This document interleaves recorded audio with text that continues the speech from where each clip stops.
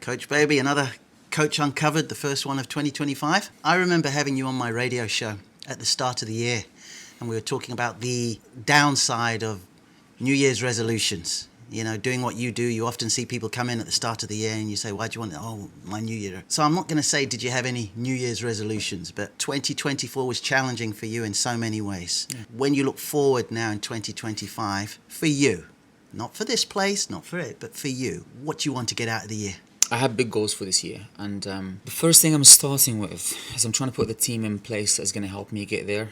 In 2024, I had a massive realization of I'm only really limited by the team that I have or don't, and now I'm putting this first. I'm getting in the right team in the right places, you know, trying as much as possible to give them the clear vision and the direction, and from there I think the sky would be the limit. So big goals. I mean, potentially even looking at making Reshape 10 times as good. We're already the best at what we do, but as you know, I'm never happy with the final result or the product. So I'm training the guys that I have now that I think, you know, they have potential, and I'm getting in new people that I think will take that team to the next level. Anyone who's followed you and followed your progress will know that there's always this upward and onwards and progress for Reshape. What about you? What's your upwards and onwards and progress for Coach Loai? What does he, as an individual, as a husband, as a father, as a friend, as a brother, what do you want to get out of the year? Tricky question, because I don't separate Reshape from my personal life. Reshape is my life. But as far as the things that I want to do for myself, self-improvement, one thing I did, I'm guilty of this, 2024, is I neglected my own training sometimes because I was busy with other things. And I have to be true to what I pitch. So if I'm pitching to everybody that comes here, you've got to look after yourself. You look after you, then everything else falls into place.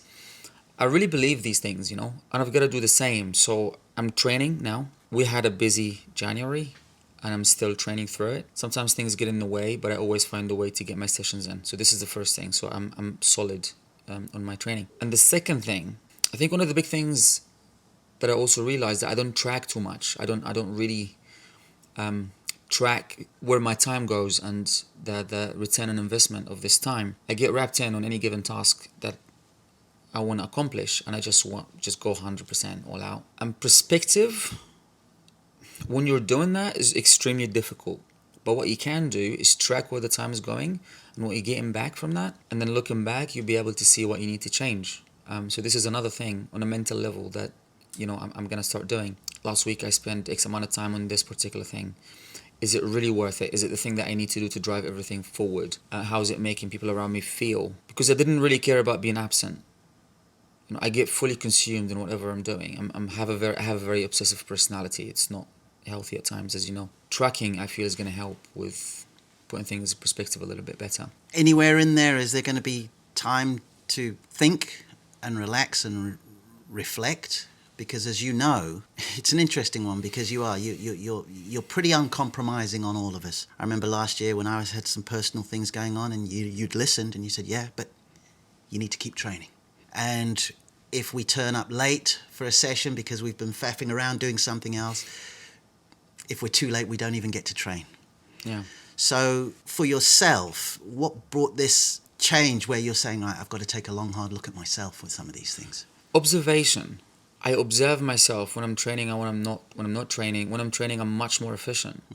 It is the same with everybody. We have a lot of successful businessmen that come and train here, and the feedback is always the same. But sometimes you're just too close. You know, you can't really appreciate the beauty of the art if you have your nose pressed against the canvas. So you have to kind of step back a little bit. But I have observed how efficiently my mind works, how efficiently I manage my time. And anytime, it's not just about the time you give to your tasks. It's about how efficient you are in approaching and doing these things. And when I'm training, I know I'm much more efficient. I've known that for years. People often, they look at things like it has to be done this way. While in reality, there are 15 other ways in which you can do the same thing. And some of these ways, which you don't know or haven't thought about, are actually better for you and more efficient and better for everybody else around you. So this is a commitment that I made to myself. And again, the pitch that I tell everybody, you look after yourself, everything else will take care of yourself. Wouldn't your children prefer having a happier, healthier, more confident father or mother. Your wife, your husband will greatly appreciate you being in a good mood most of the time at least, and not being miserable and not being resentful towards everything and everybody in your life, because you're giving everything to them and you're not leaving anything for yourself. All these things we know and we speak about, and I say it in my seminars, I say it to the people that train here, but doing it for yourself is especially harder. And one of the things that I'm grateful I get to do is I get to be this person for these people, to make them see things, to bring perspective to their lives, and to make them realize it's actually possible to do both. Do you not think that because you clearly were burning the candle at both ends last year, Yeah. and I know for a fact how much of a toll it was taking on you for so many reasons, do you not think you not doing as much training was a byproduct of just not having anything left in the tank? And what I'm trying to say is that, as usual, you are having a go at yourself for not training too much. Do you just think that the vessel may just not have had anything left in it? It's a really interesting question. Do you do everything that you have to do, such as work, family, etc., and then you make sure you have enough energy to train and to look after yourself? Or do you train to have enough energy for everything that is staple in your life? I think it's the latter. I don't think energy works that way. You can't preserve energy. You increase your body's capacity and efficiency and your mind efficiency in which you have to deal with stuff in your life. And these things we know. I have kids. You have a beautiful child. Everyone that has kids that would listen, and you can't compromise on what your kids need from you. And it always comes first. But the question really is, how do you make sure you have enough for them and for you? And the answer for me is by looking after yourself. And that first thing is training. Yeah. I don't say exercise. It's not the right word to use. Training, because you have to train for something. Mm-hmm. And this thing, it can be being better in your everyday life, but you have to measure yourself against something. And when something gives, whether you don't think you have enough time or enough energy for anything, I think this is the way to fix it. You often say to me what you believe my minimum should be each week, and you're very clear on it. What's your minimum, training-wise? 4 sessions. 4 sessions. Lifting heavy stuff? In the weeks that I only have 4 sessions to do, or I can only do 4 sessions, I do weight training. It's the go-to methodology that will bring everything out of you and it will give you the biggest bang for your buck. There's just this research that just come out, and what they did is they compared cardio to weight training and high intensity training to weight training only in terms of fat loss and body recomposition. And what they found is weight training by itself is the most effective tool for fat loss. It's not just about the vanity though, because people hear this and they think, oh, it will help me look good. No, it's about how your physiology works, because fat loss is connected to so many other things that you don't think about, perhaps you don't know. But if you're leaner, you're a different animal. You're not the same guy who's, 6 inches on their waist of fat. You're different. You're internally different. Your mind works different. Your organs work different. Your hormones work different. So what that tells us about weight training, it is by far the most efficient tool to sort out the way you look, so be it. If that's your motivation, use it. But also how sharp you are, how well you sleep, your mood, your efficiency at your work, the way you deal and carry yourself with other people. If there is one thing that we know has the biggest impact on your health and the quality of your life, it is training. So that takes us then to you being in a position where you've just said that for this year in particular, you want to take better care of that aspect of your life. Mm-hmm. Yet the flip side of it is that you could delegate and hand over so much more than you do that would give you the time to do that, but you choose not to. Yes. Will that change this year? Will I delegate more? You've just said that you need 4 times a week to train. And we know the benefits, because a healthy coach, baby, is a healthy reshape, it's a healthy dad, it's a healthy friend, it's a healthy brother. We've said that. But there's been a lot going on. So, saying it very bluntly, if you were doing something at a 9 out of 10 level, would you be prepared to hand it over to somebody else to do it at 6.5 or 7 out of 10 so you could train, given the fact you said training is what you need to do more of? The answer is yes, and I have already done this to a degree this year. It's pretty tough though. I won't lie, it is hard to do. I feel the need often to go and check on things that I've already delegated just to make sure it's done right and to go and to look at the small things. But I try as much as possible not to micromanage anybody anymore. I have allocated time for the coaches to sit with them every week, and in this hour with each of them, we talk about their members and the people they're coaching and the problems they're having, and I give them some insight on how to solve the problems. And then they need me less each week, a little bit less, right? They get better with time. So this is what I started doing about that. But delegation, in my opinion, is two ways. You can identify the things that you're not the best at, and or the things that are not going to make a huge difference to the daily operation of the business or the overall picture of the vision. And you can take these things knowing they don't have to be done to a certain level, and there are more important things to focus on. And you can give them to somebody that you know they will do a good enough job. This is the first way, which is my preferred way. And there's the other way of getting people to help you with the things that you're best at, and no one can replace you. And when this happens, what I really think, I think the only exception here is reporting. To get someone to give me some insight on some, reporting on something that I need to make some decisions on, or something that I'm fully involved with, so they can actually get on with the actions, right? But if I get someone to help me with the vital tasks of these things that I know I'm the best at and only I can do to this level, also knowing these particular things are the things that we need to focus on to drive the business forward, the answer I will continue to do them until I find someone that is as good to do them. Yeah. We've noticed this year you're spending more time taking sessions. Yes. And we know it's safe to say that the coaches are on their toes a little bit more when you're around. The members are on their toes a little bit more when you're around. Even though as entrepreneurs and business owners, we're often told, look, you've got to be able to make sure that you can take yourself out of it. Do you actually get satisfaction still out of doing that? Is this part of the reason why you're still doing it too? Just sort of getting back to, how it was way back in the day where you just did more with people. Oh, I love it. I really love coaching. To the secret. Part of the reasons I do this is actually pretty selfish, because I really find myself teaching. You can see it. I come alive. I become different. And there was a time where I had to step back and not teach anything, and it was painful for me. I wanted to go back and teach, but I felt like I had to give the space to my coaches to be the coaches they really can be, without any pressure or comparison or them feeling like they're not good enough at this particular thing, because I'm always involved in it. And I don't mean that in any arrogant way. What we do here is we get personal trainers and we turn them into coaches. Given the current level in the industry, no one is going to come into Reshape and be good enough. And I mean no one. I've had killers, like people in commercial gyms that were killing it. And as soon as they hear they're exposed, something I'm proud of, but it also needs to be made clear, because we get messages from people that want to work here every day.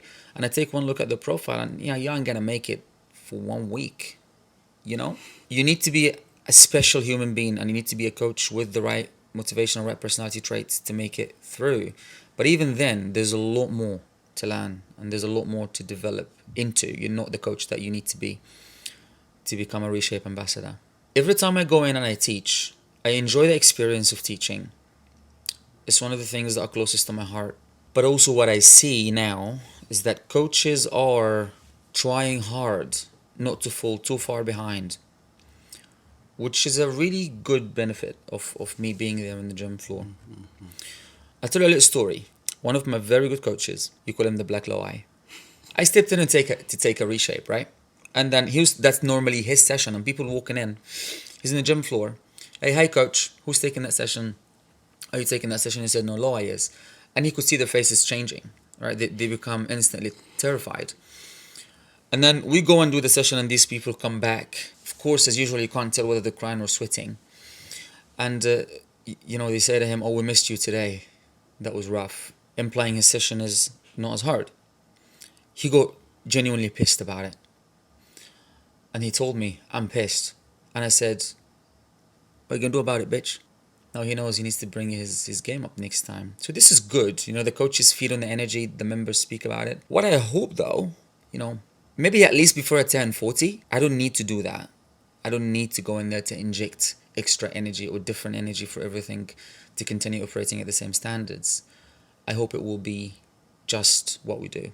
You invest probably more time in your team than you do with the actual members, as far as wanting them to be better, letting them know of expectations, monitoring them.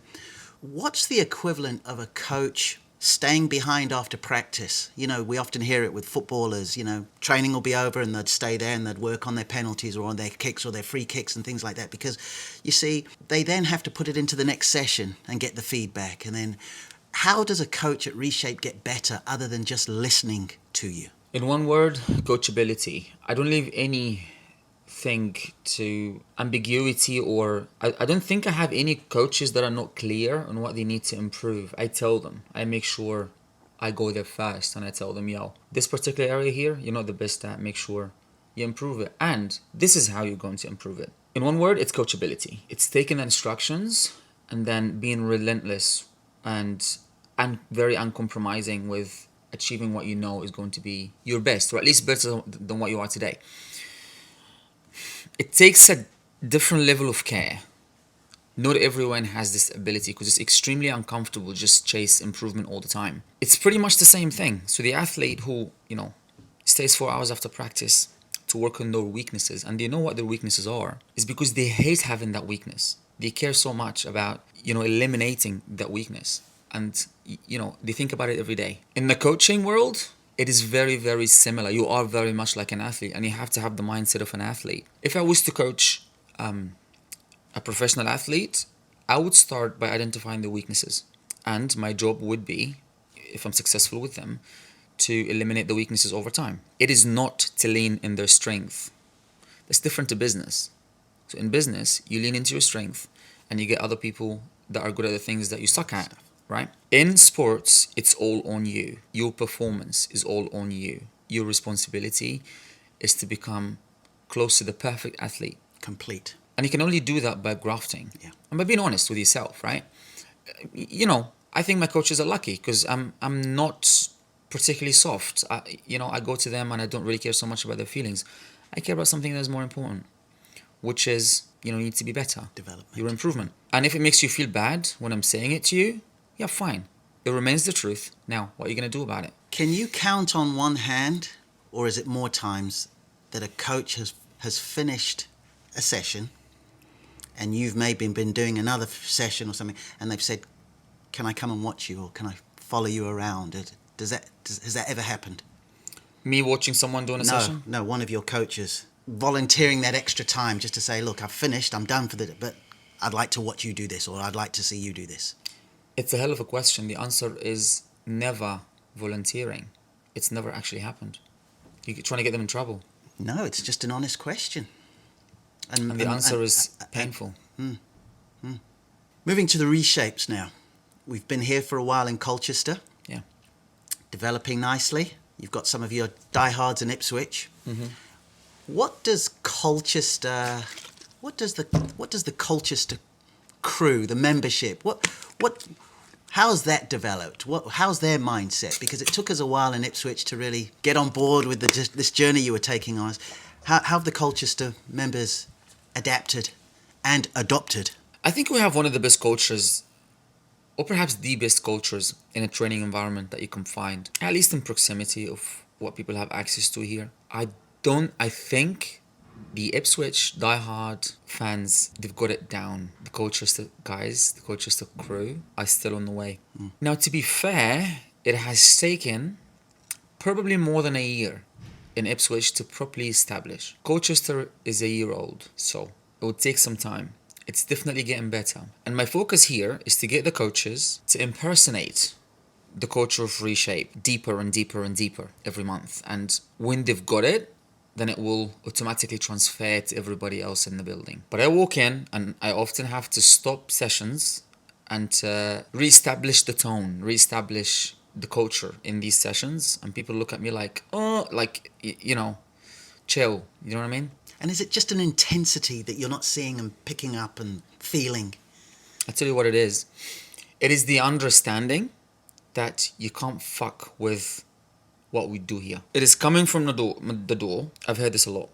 It is walking in with butterflies in your stomach because you know what is about to happen. It's the little nervousness that tells you, brace yourself, because you're not going to be allowed to get away with anything for the next hour. It is not even trying to get away with anything. while you're training, because you know someone will be on your back kicking your ass for not trying your hardest. And when this becomes the understanding, everybody does their best by default, and everybody gets the good results that we want by default. And this will only happen when the coaches compromise on nothing. It's really tricky, because you have to put the good leader in place, because it's filtered from the top, and these are the coaches. So I have to start with the coaches, and we're doing that.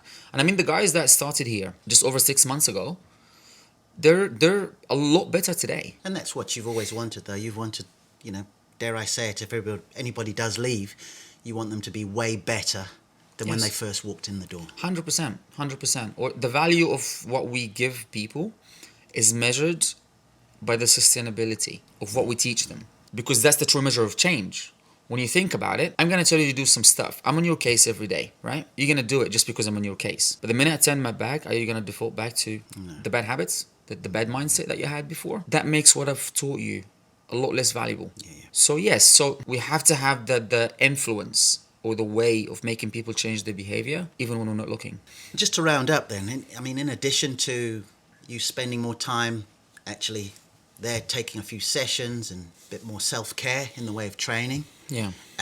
ruthlessly auditing your time and that, I've been delighted to hear you're also going to be a little bit more involved with talking about the mindset behind Reshape, the methodology, the nutrition and things like that. Why is it important for you, and why, even though I've been going on at you for years, why have you sort of said, right, this year I do need to talk more about it. I do need to demonstrate. Dare I say it, I do need to start writing a little bit more. Why now, Coach Baby? Because it's not like I didn't kind of...